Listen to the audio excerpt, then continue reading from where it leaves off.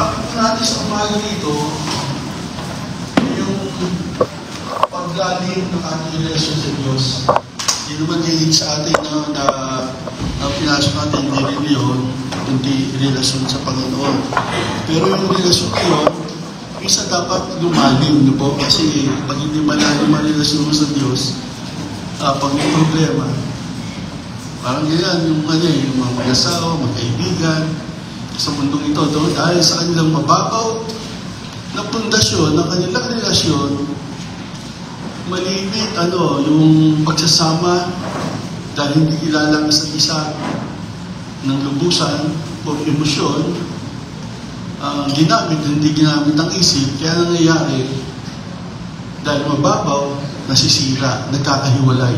Minsan ganyan, may mga Kristiyano dahil mababaw ang relasyon niya sa Diyos, pag naka-encounter ng problema, nagbabackslide. Lumalayo sa Panginoon. Diba? Kasi, nandun, kumilala siya sa Panginoon. Kasi yung tekstong niya, nandun lahat yung paglalim ng relasyon sa Diyos.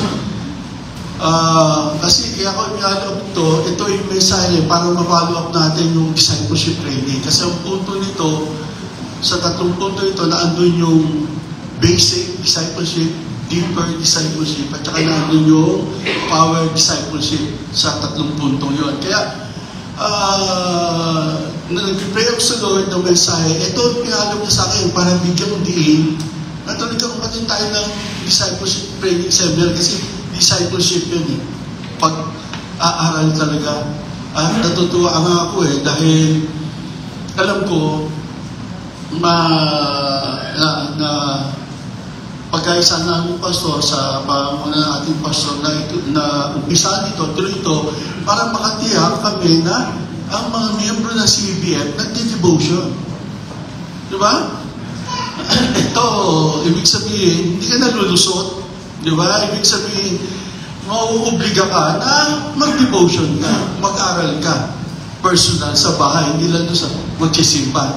Diba? Kasi, pag umasa ka lang sa pagsisimba, hindi ka lalalim sa relasyon mo sa Diyos. Diba? Kasi kailangan lumalim Diba? Kaya marami, minsan may mga maramdamin, yung problema, diba?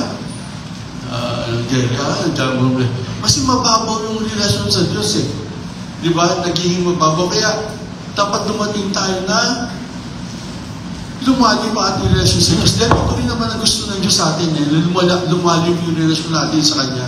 Di ba? Kasi sa Diyos tayo nakipagrelasyon hindi naman doon sa ibang tao Minsan, natisod ka sa ibang tao, pati Diyos dinamay mo. Yung relasyon mo sa Diyos, pati yung relasyon mo sa Diyos, dinamay mo. Hindi ka nagsimba, hindi ka nagpasa ng Bible, hindi ka nag-pray. Di ba? Pati Diyos wala mga kasalanan, di ba? May magandang relasyon. Ginigising na tayo pag umaga, pinapakain niya tayo, binibihisan niya tayo. Ginagawa niya ang lahat ng ikabubuti natin, iingatan tayo sa kalye.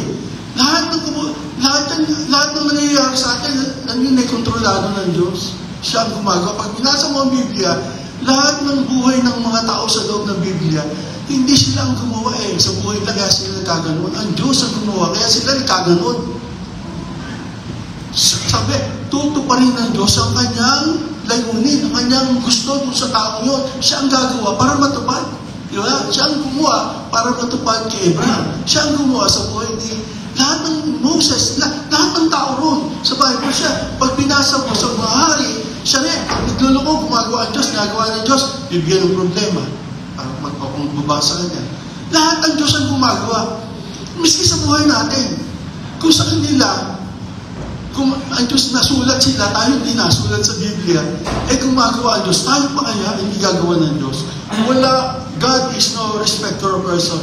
Diba? Walang tiyatang ng Diyos. Lahat ng taong nilikha niya, lalo na yung anak niya, ginagawa niya ng kabutihan. May mga anak din diba? Ano ginagawa niyo sa anak niyo? Pinagagatas niyo, diba? Naalagaan niyo, binibihisan niyo, piniliguan niyo. Lumaki-laki, hati nyo sa eskwela. Kayo lahat gumagawa di ba? Magluluto nyo ng pagkain. Di ba? Hanggang paglaki, di ba? Hanggang may anak na Kayo pa rin gumagawa ng mga apo na eh. Sila pa rin na gumagawa eh. Sila pa rin nag-aalaga, sila rin pa rin nagpapakain. Ano na yun? Apo na. Baka may apo pa sa tuhod, umabot, gagawin pa rin. Diba? Hanggang hindi siya namamatay, hindi siya titigil ng paggawa sa kanyang pamilya. Ganon din ang Diyos.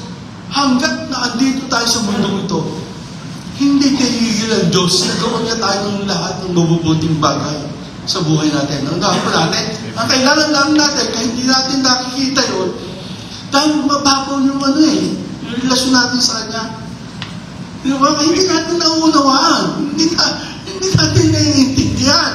Diba na tayo dumidepende lang sa Diyos, na tayo umaasa lang sa Diyos, na siya ang gagawa sa atin, siya magbibigay sa atin ng katalinuhan, kaalaman, at kakayahan. Siya. Diba? Sabi ni si Solomon, bigay ko talinuhan, kakayahan, kaalaman, kakayahan, para mapanunuhan ito. Ang Diyos ang gumagawa. Diba? Lahat siya. Lahat sa buhay natin. Kaya nga, sabi ni Jesus, without me, wala kayong magagawa. Wala ako lang. Sabi ni Jesus, ako gumagawa. Nung simula kong gawin kayo maligtas nyo sa krus ng Kalbaryo, mahirap yun. Yung mahirap na, nagawa ko sa inyo eh. Gano'n pa kaya lahat ng bagay? Hindi ko kayang gawin sa inyo. Romans 8:32. Diba? Kaya lang, ang dapat ay maranasan natin na lumalim ang relasyon natin sa Diyos. Kasi minsan, hindi natin maintindihan ang gawa ng Diyos eh. Minsan, ang gawa ng Diyos, sabi ng Diyos, ginutom ko kayo para kayo magpakumbaba. Diba? Sasabihin na doon sa diba? Sa Deuteronomy. Deuteronomy, no? Ginutom ko kayo para matuto kayo magpakumbaba. Minsan, ginagawa sa atin ng Diyos yun eh. Diba? Tapos sabi niya, naglulo ko si David. Utusan ko si Satanas. Pumasok sa isang hari para siya gabihin. Diba? Ganun ang sitwasyon eh. Pag may nangyari sa ating, na meron nangyari sa ating hindi maganda, meron tao tayo, ginawa ng Diyos na ipahintulong niya para mabago ka. Diyos pa rin ang may gawa. Nilapot niya sa tao yun para inisin ka, busipin ka, ilitahin ka. Lahat ng Diyos ang gumagawa. Kaso nga na, hindi natin maintindihan yun. Kasi gusto natin puro gawa, maganda. Sa maganda, wala kang pagbabagong makukuha. Sa maganda, wala kang pakinabang. Kasi, alam mo na yung maganda eh. Di ba? Doon sa mga pangit na ginagawa ng Diyos na hindi mo maintindihan, doon may mga malalaking blessing sa buhay natin. Kaya kailangan lang maunawaan mo para maunawaan lumalim ang relasyon natin sa Diyos. Introduction po tayo. Kaya sabi niya, sa binasa natin na punang tuwan si Jesus at si Pedro. Nandun sila sa Santiago at Juan, anak ni Zebedeo, gayon din ng maraming tao. Nandun yan eh. Sila. Yung sa sequence na yan sa Lucas chapter 5 verse 1 to 11, sumali ka doon. Sa binasa natin punang tuwan, nandun si Jesus at si Pedro. Nandun din si Pastor Willie, si Santiago at Juan, at anak ni Zebedeo. Nandun din si Jerry. Nandun din si Brother Noel. Nandun din, marami. Nandun din mga kapatiran. Ganun ang method ng Bible study, personal Bible study. See, pakinoy. Si Andres at ang mga tuwa ni Zebedeo ay nandoon. Saka lang, hindi binanggit sa Lucas 5, pero binanggit doon sa Mark 8:18-22. Natin basahin, pareho pareho lang yun. Yung Marcos 1, chapter 1, 16-20, ganun yan. Then, sa Luke 5, pareho yan. Nabanggit lang doon si Andres kasama. Si Lucas hindi niya nabanggit. Pero binanggit ni Mateo at ni Marcos. Dahil si Mateo at si Marcos, inabot niya kapanahunan niya ni Jesus. Halos.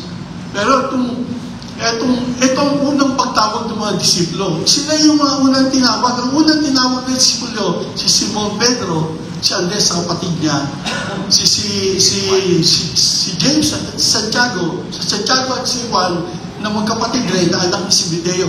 Yun ang apat na unang disipulo na tinawag. Dito sila simula ng paglapit kay Jesus. Dito sila simula na magkakaroon ng relasyon kay Jesus. Dito nabasa natin kung paano simula ang paglapit na kay Jesus hanggang sa lumalim ang kanilang relasyon kay Jesus. Kaya Kaya sumunod si Pedro ayon sa kanyang karanasan. Naranasan to ni Pedro kasi siya ang pinaka-character dito. Pakibasa natin, no? 2 Peter 3:18. Ay, basa kayo. 2 Peter 3:18. Tatapot magsilado kayo sa biyaya at pagkakilala sa ating Panginoon at tagapagligtas na si Jesucristo. Sumasakay niya nawa ang kalawalatian ngayon at magpagkailanman. Salamat, no? Thank you po. Ito, huling sulat ni Pedro, mamatay na siya. Sinabi na sa chapter 1, malapit na akong pumanaw, matanda na ako. No? Tapos ito yung huling sulat niya, sabi niya, magpatuloy kayo na lumago sa pagkakilala, patuloy kayo lumalim sa inyong relasyon kay Jesus. Magpatuloy kayo. Sabi niya, lumago kayo para lalo niyo siyang mabigyan ng kalwalatian, karangalan, ngayon at magpakailanman. Pero kailangan natin magpatuloy na lumalim sa relasyon kay Jesus. Ito ang tanong, ano ang paraan para patuloy na lumalim ang ating relasyon kay Jesus? Ano ang paraan? May paraan to eh. Siyempre may gagawin kang paraan para kahit gusto mo lumalim ang relasyon mo, gusto mo nililigawan mo. Diba? Gagawa ka ng paraan. Di ba? May gagawin kang paraan eh. Diba? Para magkaroon ka ng relasyon sa gusto mong kaibigan. Gusto mong ligawan. Di ba? Gagawa ka ng paraan eh. May paraan kang gagawin.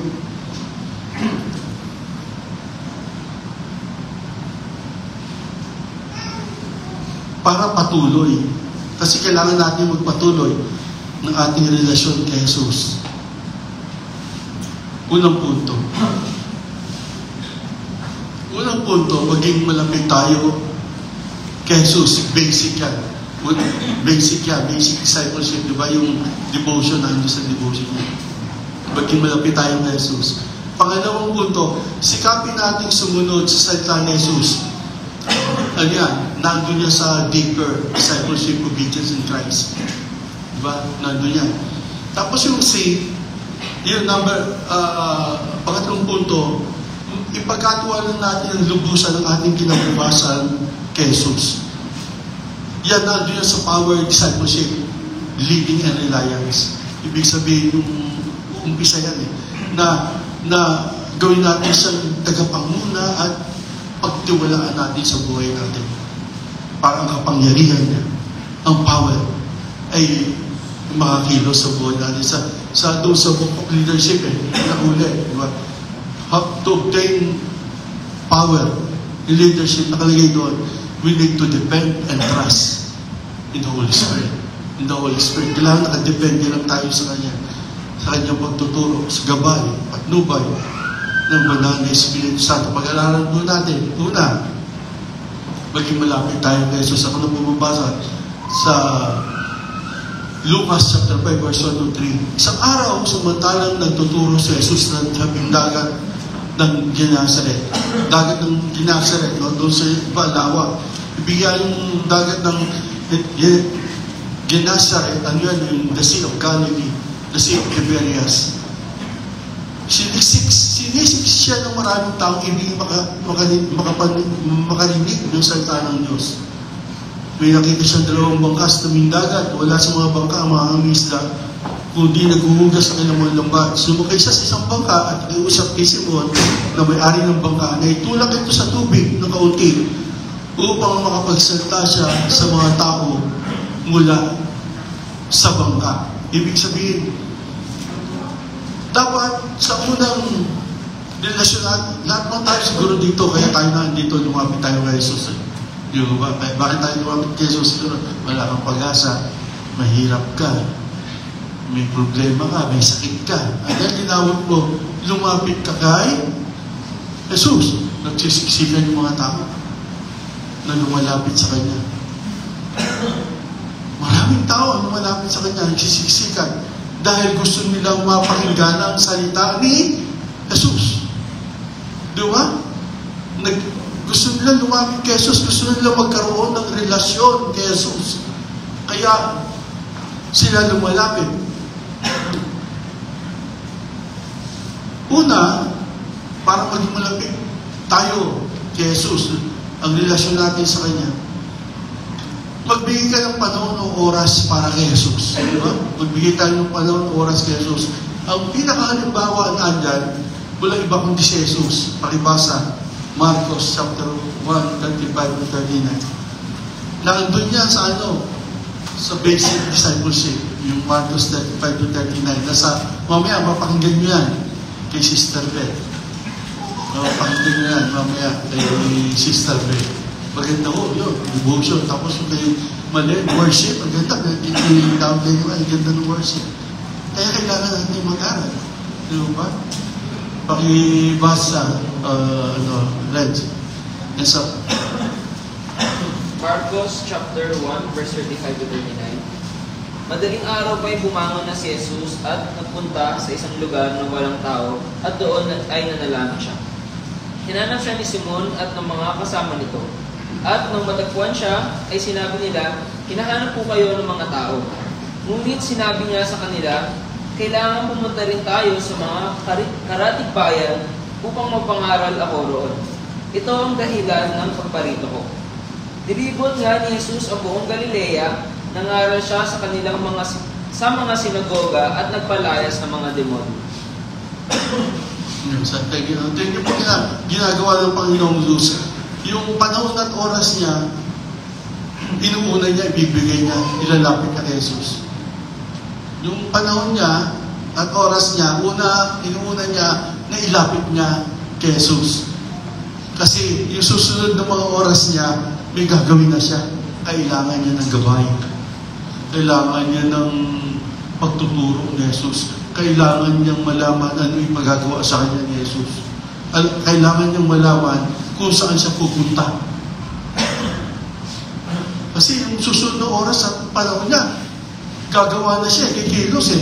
Pero hindi siya kumikilos na hindi inuuna yung paglapit kay Jesus. Kasi si Jesus ang magtuturo sa susunod niyang oras at panahon kung ano ang kanyang gagawin.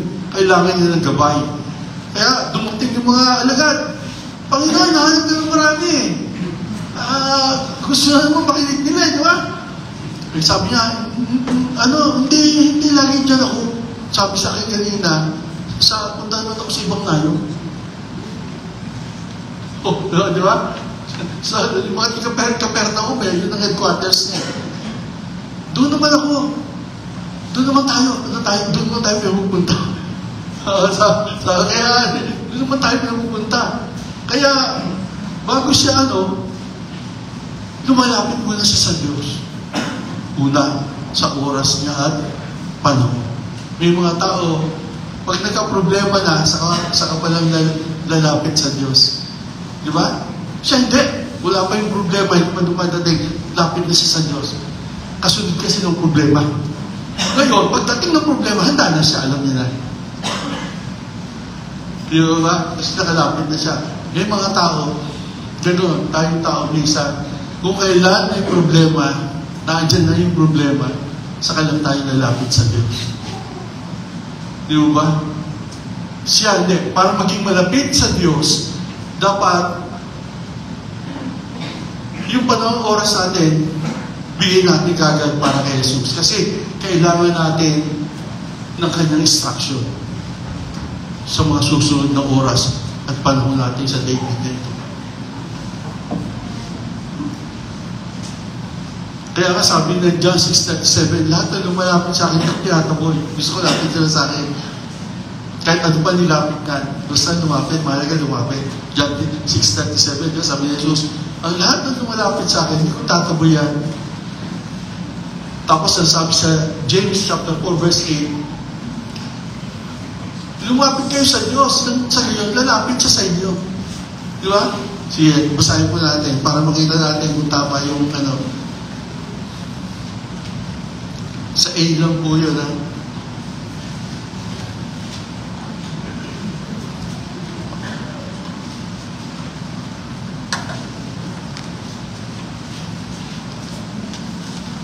Di mo sabi dito, no?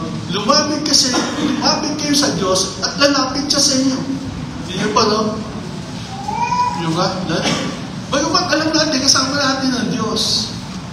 Pero gusto ng Diyos, lumapit ka para maramdaman mo kung malapit ako sa iyo. Di ba? Hindi ka nagpaparamdam eh. Di ba? Ito lang ako eh. Kaya yung presensya ko, nga, ni Malin eh, yung sa worship, na-encounter mo ang Diyos. Pag na-encounter mo na, mararamdaman mo na yung presensya ng Diyos. At pupurok siya, yung lifestyle mo na yung magpupuri, sumasamba sa Kanya at pupuri sa Kanya. Kaya, sabi doon, lumapit ka sa Diyos at lalapit siya sa inyo.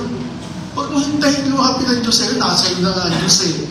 Di ba? Pag tinanong mo, kaya tabi ng bata, nasaan ang Diyos, nanay? Nasa langit po ba? Nandun din, pero nasa puso mo rin.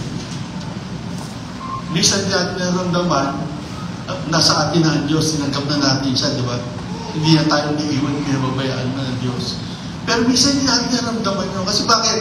Hindi tayo kasi lumalapit sa Kanya. Lumapit ka sa Diyos at siya ay lalapit din sa iyo. Sino ba ang nakaranas ito na lumapit siya sa Diyos na hindi siya itinaboy? Si Zaccheo. Si Zaccheo, di ba? Sa isang lugar sa Jericho, mayroong isang publikano ng pangalan ni Zaccheo. Siya ipandak. Ang dam-dam tao, sumusunod kay Jesus. Pandak siya. Hindi siya makasiksik. Doon sa chapter 5, sumisiksik siya. Hindi siya makasiksik eh. Hindi siya makalapit kay Jesus. Hirap siya lumapit kay Jesus eh. Pero sa puso niya, gusto niya lumapit sa Diyos. Sa kanya, hindi niya kaya lumapit. Dahil, una yung mga tao yung galit sa kanya. Kasi siya, tax collector. Niloloko yung kababayan niya. Diba? Hindi siya pagbigyan. Diba? Na makasingit siya. Hindi siya makasingit. Nakakita siya ng sikamoro. At doon tanda sa mga sikamoro. Kala mo yung sikamoro tree, matinik yun. Matinik yung sikamoro tree. Sabi, maraming narinig to. Ewan ko yung mga tiga Middle East, no? Si Valentine's, Brother Noel. Matinik daw yan, Brother Noel, no? Yung gano'n, parang yan. Parang kapatid. Oo, kapatid na, no? May gano'n. Umakyat siya doon. Hinilig na kahit masakit. Gusto niya makalapit kay Jesus eh. Ibig sabihin, hanggat magagawa niya lumapit kay Jesus, kahit masaktan siya, kahit mahirapan siya, basta mahalaga makalapit sa Jesus, makita niya si Jesus, akit siya doon. Pagdaan ni Jesus, nakakita siya. Sa kayo, mukha ka dyan. Kasi, bumaba ka dyan, pupunta ka sa bahay mo. Sige, pupunta ka sa bahay mo, bumaba ka dyan. Lumaba siya. Tumibigay dyan. Lumalapit sa akin niya, kasamahan ko yan, sa bahay niya. Diba? Kasi nakita ni Jesus, gusto niya lumapit sa Kanya, gusto maging malapit sa Kanya, gusto siya maging malapit. Kaya ang nangyari, pumunta sa bahay, di ba? Ano yung tinawag siya? Ano nangyari? Tuwan-tuwa siya. Ibig sabihin, tuwan-tuwa siya, di ba? Tayo po ba tuwan-tuwa nung makalapit tayo sa Panginoong Jesus? Wala nang ibang pinakamaligaya at masayang bahagi ng buhay natin sa mundo ito. Nung maranasan natin yung naging malapit kay Jesus, magkaroon tayo ng relasyon kay Jesus. Wala nang pwede magpaligaya sa buhay mo.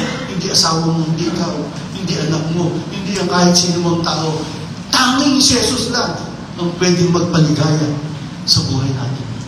Tanging si Jesus lang ang pwedeng magbigay ng katuwaan sa buhay natin. Sino kumukontra rin? Hindi, asawa ko, basta. Hindi, masaya na ako. Lagi bumubunot yun. Malaki, tawag sa akin na, tuntua ako. Hindi siya, ginamit lang instrumento yun.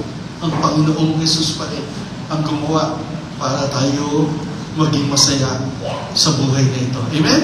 Palakpakan natin ang Panginoong Jesus. Pangalawa, maging malapit tayo kay Jesus. Paano? Magbigay tayo ng panahon sa Kanya. Pangalawa, ang pagiging malapit kay Jesus, ito ay tinatawag na devotion time o quiet time. Pag-aaral na, di ba? Ni Sister Beth, mamaya. Bibigyan ko kayo yung introduction. Di ba yung aral ko Sister Beth? Pakyaw lang to. Ang ganda niyan. Ako, tonto ako sa asawa at anak ko. Nag-aaral na sila, oh. Grabe. Harap, si Eunice, sinugutan niya. Pag meron siyang hindi, nagtatanong sa akin, kaya si tita. Tapos, ito pa, binasa, hindi na sinugutan. Pero, yan, binasa mo. Yung tonto ako, nag-aaral. Nag-aaral, ang ganda nun. Yung devotion, yung Word of God, anong punto ron? 3 punto meron doon. Ito ay spiritual na pagkain. Ito ay espesyal na libro. Ito ay love letter ng Diyos sa atin.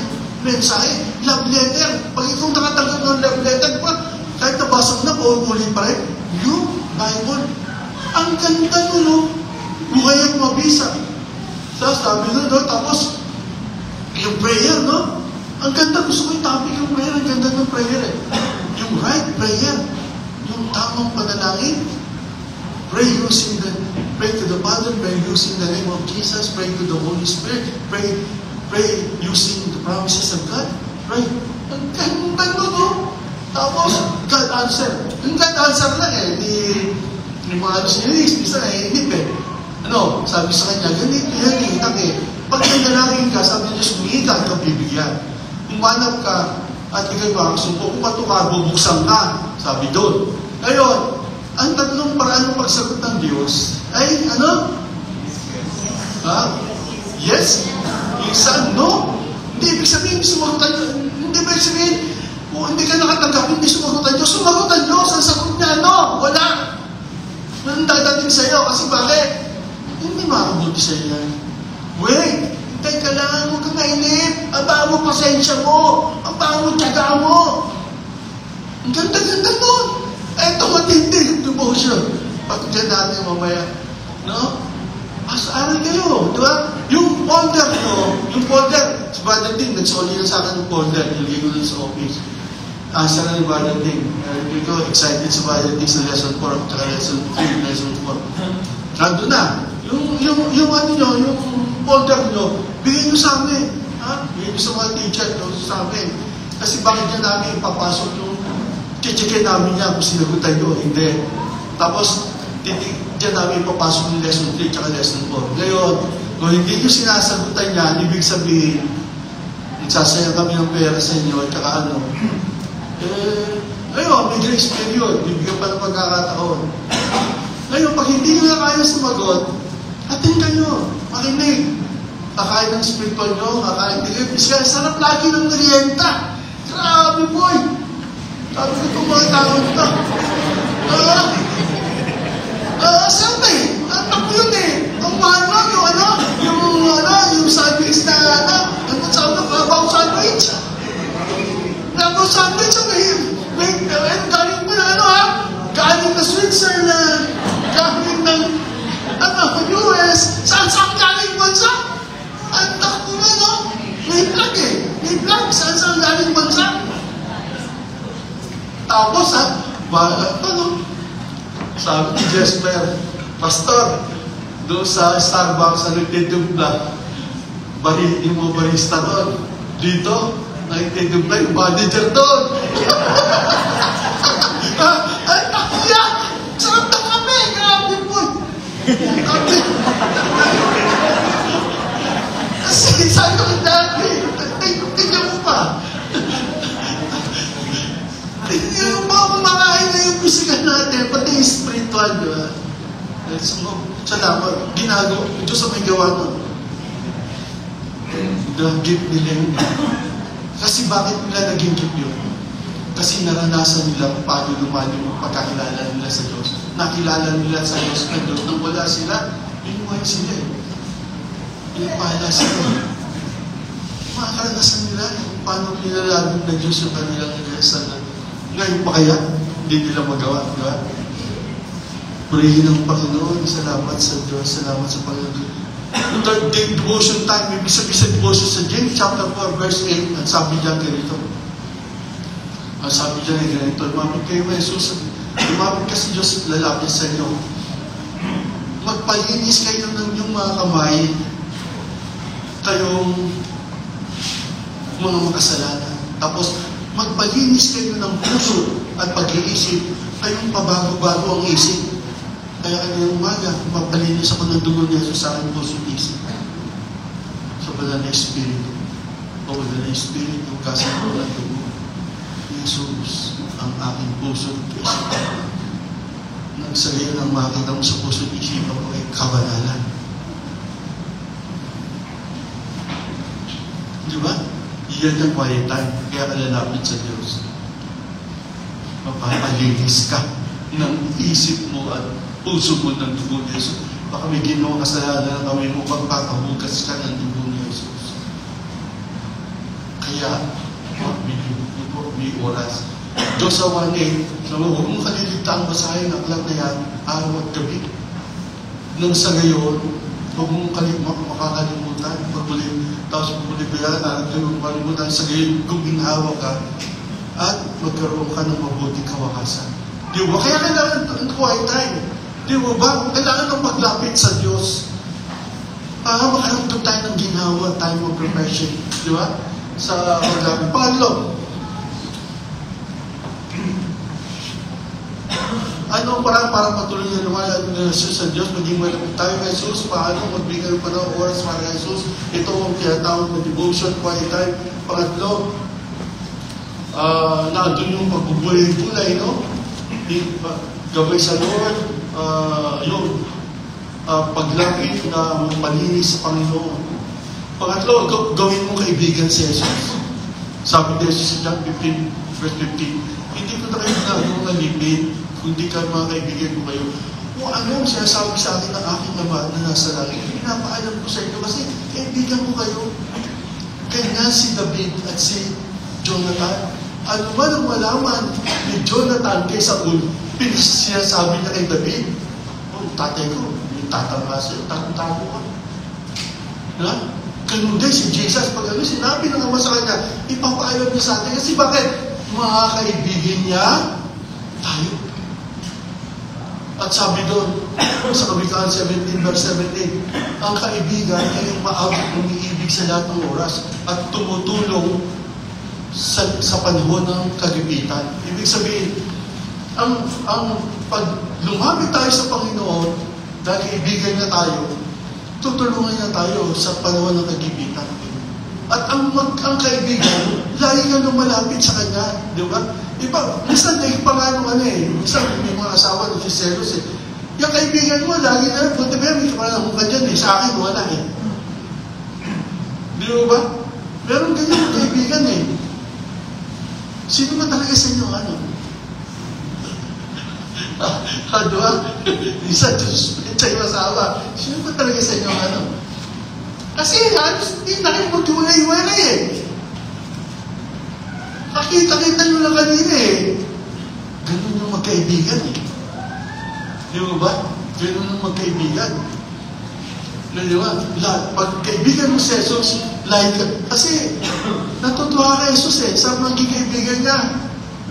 Sa maging kaibigan siya, pagpapalaan niya tayo, tuturuan niya tayo, di ba? Sa panahon ng kagipitan.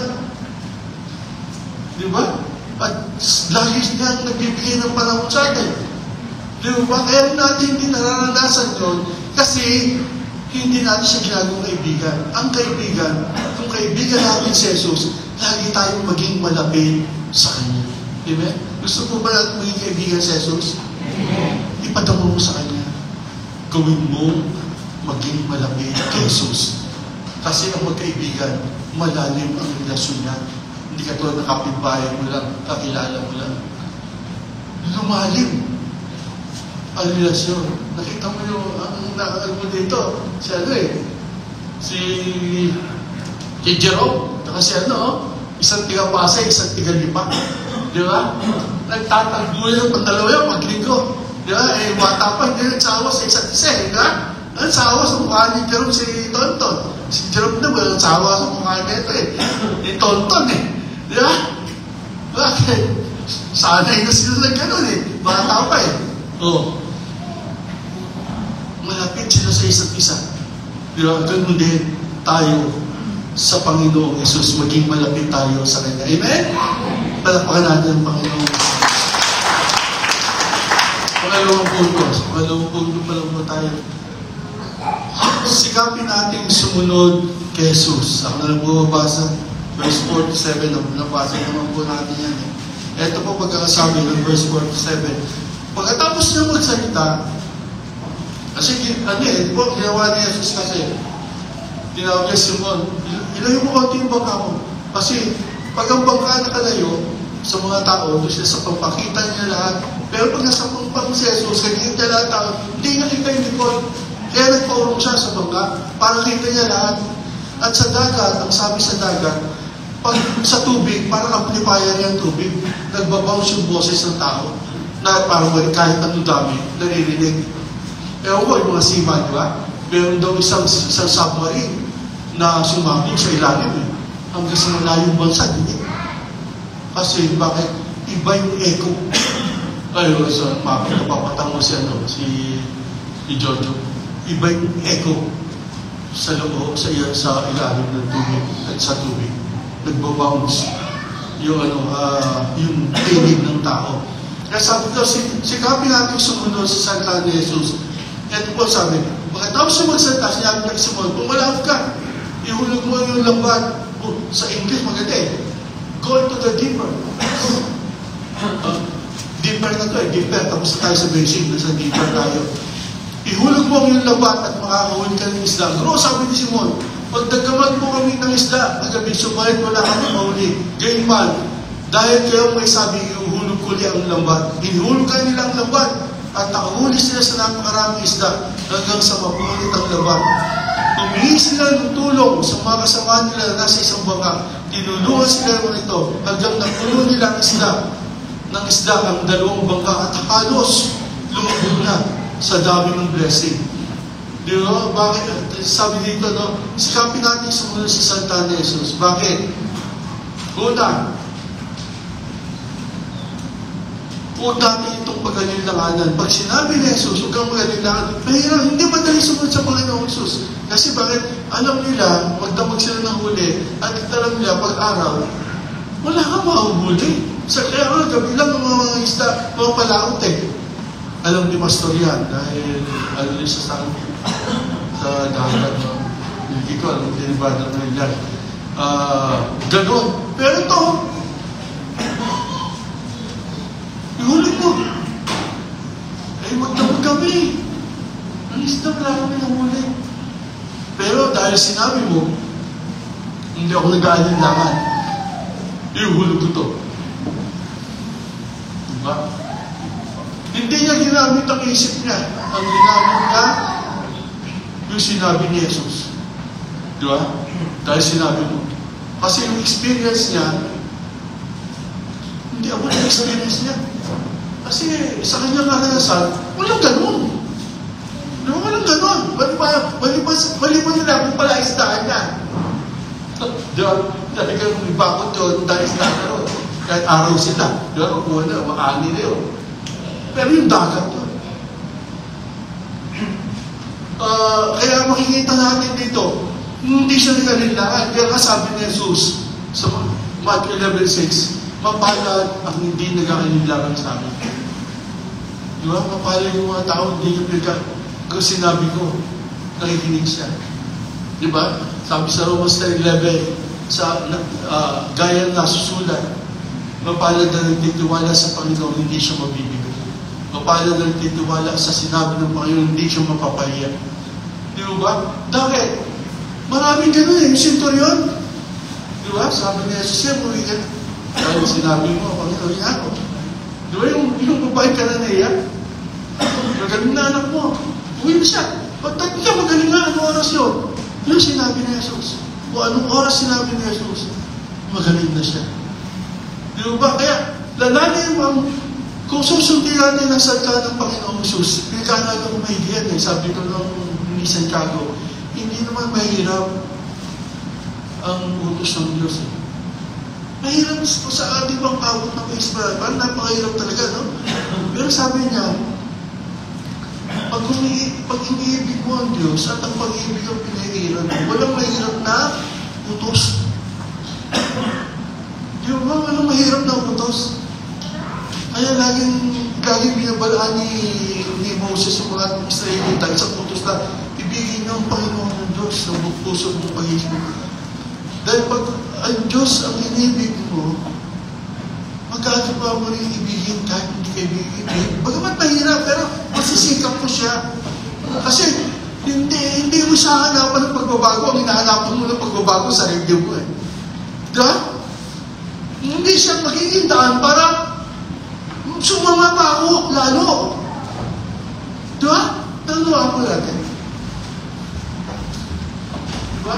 Hindi yung masamang ugali niya ang magiging daan para sumama ang pagkatao ko, sumama ang ugali ko rin. Diba? Kung maaari, yung masama niyang ugali ang maging daan para gumanda ang ugali ko. Diba ba?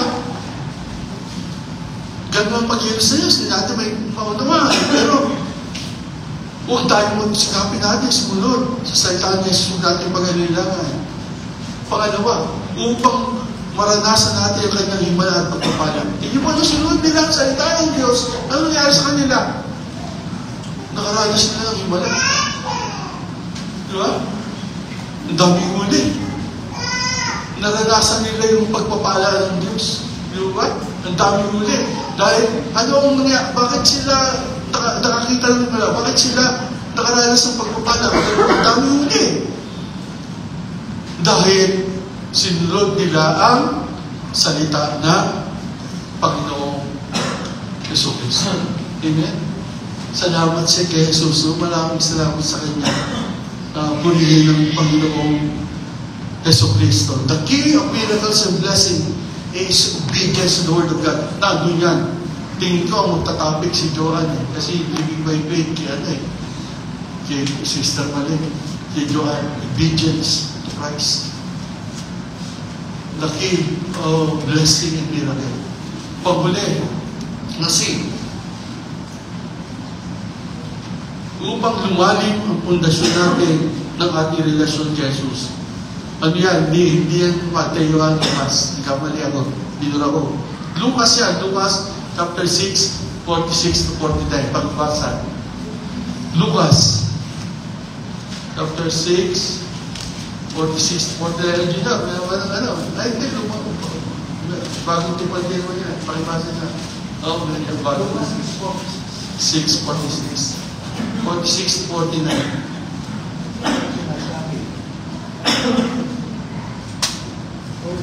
Bakit tinatawag niyo ako Panginoon, Panginoon, at di ninyo ginagawa ang mga bagay na aking sinasabi?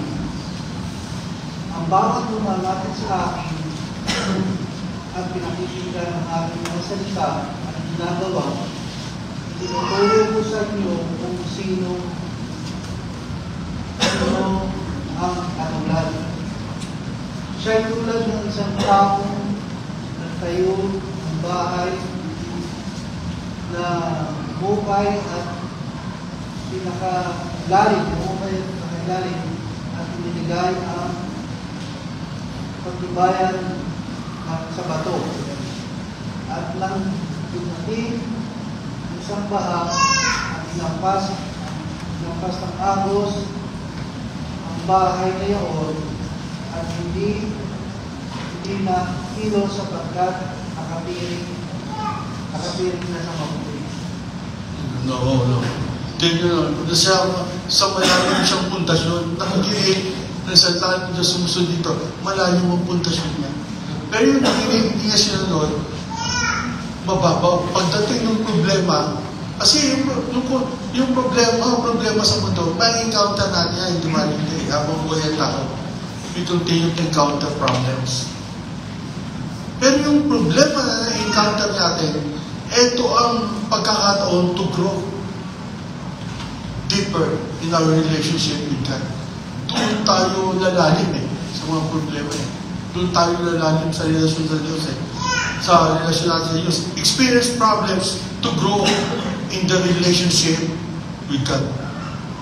Doon, marami tayong na-encounter problema Pero doon masusukat kung tayo ay susunod sa Diyos o hindi. Di ba? Doon masusukat Doon din natin masusukat kung bakit tayong babagsak. Pag bumagsak tayo, ibig sabihin, hindi na bago yung karakter natin. Yun ang Diyos eh. Yung purpose ng Diyos kaya may problema. To change our character. To mold according to the image of Christ. Pag bumagsak yun, ibig sabihin, hindi tayo sunod. Tayo ulit. Susunod. Try ulit. Sikapin natin. Diba? Sikap. Diba? Sikapin natin. Sumunod sa Panginoong Isus. Sikapin natin sumunod sa Salita ni Jesus. Kung natin itong pag-alilangan, kung paranasan na kanyang himala at upang lumalim ang pundasyon ng ating relasyon kay Jesus. Pangatlo, ano na natin? Sakto, dito, tandisa na. Ipagkatuwa natin ang lubusan ng ating kinabukasan kay Jesus. Binasa natin dyan eh. Ipinagkatuwa natin ang lubusan ng kinabukasan na kay Jesus. Sabi niya, sa 8:11. Napakita ni Pedro, nagpatira pa siya sa paanan ni Jesus at nagsabi na yun, "Ako, Panginoon, ako'y makasalanan. Sapagat namunghasa sa inyong mga kasama sa dami na nagmuli ng panghalis na Santiago, Juan, mga Zebedeo at mga kasosyo ni Jesus." Sinabi ni Jesus kay Simon, "Huwag kang natakot. Mula ngayon, mga tao na ang uhulihin mo." Nang makasulat sila lupa, iniwan nila ang lahat at sumama sila sa Kanya. Ibig sabihin na ipagkatuwa natin lubusan at kinabukasan para kay Jesus. Ito yung power discipleship. Una, sabi niya, magpakumbaba tayo kay Jesus. Diba? Sabi niya doon, nagpakumbaba siya. Wala pala yung 10, 8 lang.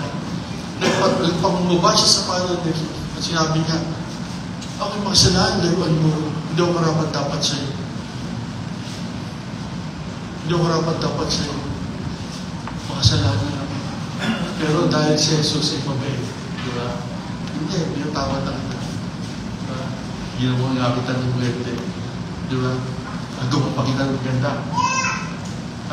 Itataas kita kasi sabi, sino man nagpapahamba, itataas. Diba? Sabi doon, sa Santiago 4:6, sino man nagpapakababa ay itataas ng Diyos. Kaya, kung may nagkakaroon tayo ng problema sa buhay na nagpapabagsak sa atin at hindi nagpapataas sa atin, matuto tayo magpakumbaba kay Jesus. Kaya ang mga disipulo naranasan nila ito, kaya lumalim ang relasyon nila kay Jesus kasi sila nagpakumbaba kay Jesus na wala kami, hindi masalanan lang kami, hindi kami karapat dapat sa iyo. Pero siyempre wala kami maasahan, hindi ko rin. Diba? Kaya ang ginawa ng Jesus, sige, hindi na kayo uhulihin nyo na kayo tao. Itinaas sila ni Jesus, pinupromote. Di ba? Pinupromote niya yung mga mapagpakumbaba. God give grace to the humble. To the humble. Ibig sabihin nila. Dahil ko sabi sa inyo, "Sir, wala na akong pinakasahan mo. Ikaw lang, nabuhay naman ako, basa lang sa iyo. Wala naman talaga eh. Wala talaga. Walang pagmalaki sa Diyos eh. Wala eh. Habang kakawa naman talaga eh. Ganun din si Pedro. Karanasan niya rin yun. Si Pablo nga, karanasan niya rin. Pero, sabi niya, mapalad ang papakababa at kanya ito itinataas. Kaya patuloy lang po tayo, no? Gusto natin, ipagkatuwa natin ang buhay natin sa Panginoon para maging katiyakan ng kanyang buwasan natin. Lagi lang tayo magpakumbaba sa Diyos. Kaya nga sabi ng Diyos, "Ginutong ko kayo sa ilang para patuto kayo magpakumbaba." Inaparanas ko kayo, inaalam ko sa inyo mga problema sa buhay nyo. Inaalam ko ang problema nyo sa pamilya nyo. Inaalam ko ang problema nyo sa trabaho. Inaalam ko ang problema nyo sa negosyo. Inaalam ko ang problema nyo sa kahit sino para magtuto kayo magpakumbaba sa akin. Dahil sa lahat ng problema natin sa mundo ito, hindi natin kaya ayusin yan eh. Isa lang ang makakaayos niyan. Walang iba kundi ang Panginoong Jesus. Sabi ni Jesus, without me, you can do nothing. Ngayon, ang inaayos ni Jesus, yung mga taong nagpapakumbaba sa kanyang harapan. Pero kung magmamarunong tayo, magmamagaling tayo, lalo malalagay tayo sa kahihiyan. Hindi niya tayo tataas. Kaya yun, sa bagay na tinabukas natin, magpakumbaba tayo para lumalim ang relasyon. Ang isang tao may malalim na relasyon sa Diyos ay yung tao nagpapakumbaba sa kanyang harapan. Hindi nagmamataas sa kanyang harapan. Hindi lalo nagpapakumbaba na sa mundong ito, sa inyo ako nakadepende, sa inyo ako maasa. Walang ibang tutulong sa akin, kundi ikaw lamang, Panginoon Jesus. Amen? Palampalan natin ang Panginoon. Gawin natin maging bahagi si Jesus sa lahat ng ating buhay. Gawin natin. Sa lahat ng bahagi ng buhay natin, gawin natin siyang maging bahagi siya. Lagi siyang kasama natin. Trust in the Lord with your heart and lean not on your own understanding. No, dahil may acknowledge it. Ano man ang nangyayari sa ating isang goal natin, decision natin, problema natin, ano man yung encounter natin, sumungguni tayo sa Diyos. Sumungguni tayo sa Diyos. Kasi wala ibang tutulong sa atin. He will direct our paths. Diba ba? Ganyan na nangyari sa mga alagad. Kaya lumalim ang relasyon nila sa Diyos. Nagpapakumbaba sila sa Diyos.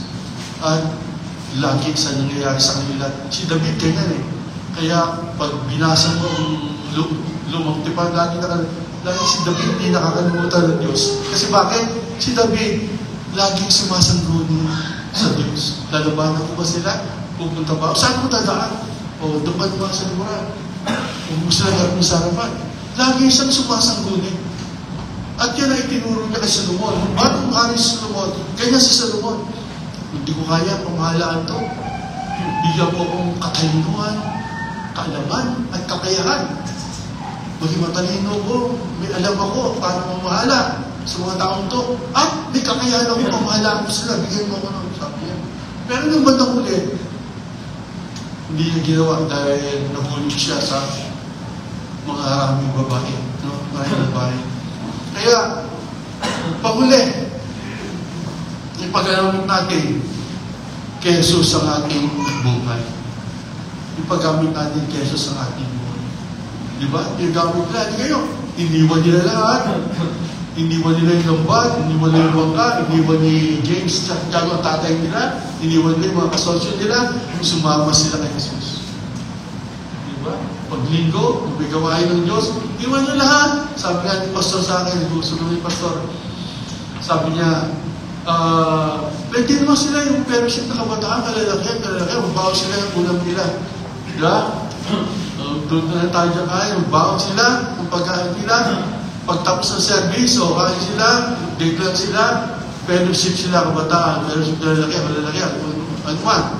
Fellowship, pagdating na stress, devotion. Ganyan yung mga Sabadista, buong araw, nasa loob sila ng simbahan. Ay, alam mo naman yan. Di ba? Sa mga Sabadista, no? Di ba? Magkakapos sila, no? Sa ano? Doon na nagkakainan. Eh, tayo mga born again, hindi. Di ba? Gusto mo yun na agad. Eh, kung kiesip pa ako, basta ito. Di ba? Kiesip pa ako. Di ba? Kaya, ano ni Pastor eh? Pangwakas. Anong paraan para lumalim ang relasyon natin sa Diyos kung di malapit tayo kay Jesus? Sikapin natin sumunod sa tayo Panginoong Jesus. Ipagkatiwala natin ang lubusan ng ating kinabukasan kay Jesus. Nagkwento po kami. Kwentuhan din natin yung Pastor ng Miyapolis. Pastor, sabi ko na, kasi may mga pagkila nakita namin, bakit nila ginagawa yun? Sabi ko, hindi malalim ang naging karanasan sa Diyos. Hindi nagagawin yun. Kasi naranasan ni Abraham, ang kanyang anak si Isaac, na hindi, nagkaninlangan, papatayin niya, anak niya. Bakit na nagawa yun? Kasi meron silang malalim na relasyon ng Diyos eh. Ay, ginawa nga ng Diyos, hindi na ako magkalat, hindi na ako anak eh. Yung pala ko, eto pa kaya, kilala ko yan. Matagal na kami ng Diyos magkasama, kilala ko na yan. Wala nga ako eh, nagkaanak ako eh. O, di ba? Ano tayo, hindi mahirap sa kanya magbigay ng buhay eh. Hindi ko mag-apon dito eh, sa pamilya, mga ganito. Di ba? Nakapundin lang sila, yung mga kapatiran. Hindi mahirap sa kanila magbigay ng buhay sa kanila kasi bakit naranasan nila nang wala sila, yung pala sila ng Diyos, ngayon pa kaya meron kumakain na 3 beses sa araw, maayos na. Hindi, di ba? Tapos sabi ko sa kanya yung nag-uusap kami ng pastor, maging si David eh, di ba? Nilabanan niya simula yan, nakasan mo. Kasi bakit? Kilala ko Diyos ko, malalim ang relasyon namin. Tinulungan niya ako sa leon eh, sa oso eh, sa pagkakaling eh. Doon nga, tinulungan ako, tutulungan niya ako Diyos sa'yo. Kilala ko Diyos ko. Di ba? Meron silang malalim na relasyon sa Diyos. Kaya meron mga kapatiran dito. Hindi sila natatakot magbigay. Oo. Hindi natatakot eh. Yung sabihin, giver sila eh. Kasi bakit? Nung wala nga ako eh, nakaraos na ngayon pa kaya. Lalo, ito naman yung ginagawa ko. Ito ay galing sa Diyos at ito ginagawa ko para sa Diyos. Amen? Amen? So, umaling ito. Lalo pa lumalim ang relasyon natin sa Diyos. Nakita namin sa Kanya. Sundin natin, sikapin natin sundin ang Kanya salita. Hindi mo siya magsasalita na hihirapan tayo. Alam ko, tutulungan niya rin tayo. Magkatiwala natin ating kinabukasan sa Diyos. Siya lang ang pwede magpaligaya sa atin sa mundong ito. Walang iba, kundi ang Panginoong Yeso Cristo. Tayo po natin tumayo. Palakpakan po natin ang Panginoon. Para Jesus na para sa Panginoon mo.